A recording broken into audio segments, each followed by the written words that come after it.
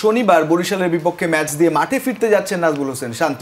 শুক্রবার লম্বা সময় নেটে অনুশীলন করেছেন রাজশাহীর এই তারকা। এদিকে চোট থেকে পুরোপুরি সেরে না ওঠায় এনসিএল এর দ্বিতীয় রাউন্ডেও মুশফিকের খেলা অনিশ্চিত। শাহিন আলমের ক্যামেরায় সিলেট থেকে হাসান আল মারুফ জানাচ্ছেন বিস্তারিত।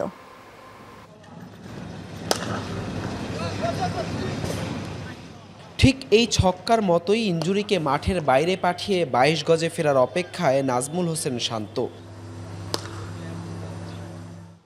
ইনজুরির কারণে অনেকদিন ধরেই জাতীয় দলের বাইরে নিয়মিত এই অধিনায়ক মিস করেছেন ওয়েস্ট ইন্ডিজ সিরিজও। এনসিএল টি-20 দিয়ে ফেরার কথা থাকলেও পুরোপুরি ফিট না হওয়ায় খেলতে পারেননি প্রথম রাউন্ডে। তবে শোনা যাচ্ছে শনিবার থেকে শুরু হতে যাওয়া দ্বিতীয় রাউন্ডেই ফিরছেন এই ব্যাটার। এর আগে শুক্রবার ব্যাট হাতে নেটে অনুশীলন করেছেন শান্ত। এনসিএল এর ম্যাচ না থাকায় লম্বা সময় নেটে ছিলেন এই বাঁহাতি ব্যাটার। শুধু ব্যাটিংই নয়, কোচের ভূমিকাও দেখা গেছে শান্তকে।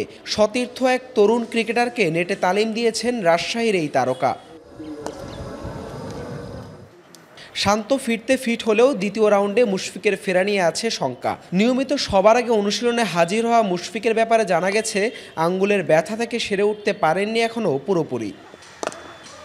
সব ঠিক থাকলে বেশ কিছু সময় পর আবারও মাঠে ফিরতে যাচ্ছেন নাজমুল শান্ত এনসিএল এর দ্বিতীয় পর্ব দিয়ে। ইনজুরি কাটিয়ে তিনি মাঠে ফিরছেন, সেই সাথে মুশফিকুর রহিম নিয়েও একটা শঙ্কা আছে তিনি ফিরতে পারবেন কিনা, যদিও তার হাতে এখনও চোট আছে। তবে বলাই যায় মুশফিক ফিরলে শান্ত মুশফিকদের মতো যারা তারকা আছেন তারা যখন ফিরবে এনসিএলে নিশ্চয়ই জৌলুসটা আরও বৃদ্ধি পাবে এই টি-20 টুর্নামেন্টের। হাসান আল মারুফ, যমুনা স্পোর্টস, সিলেট আন্তর্জাতিক স্টেডিয়াম, সিলেট।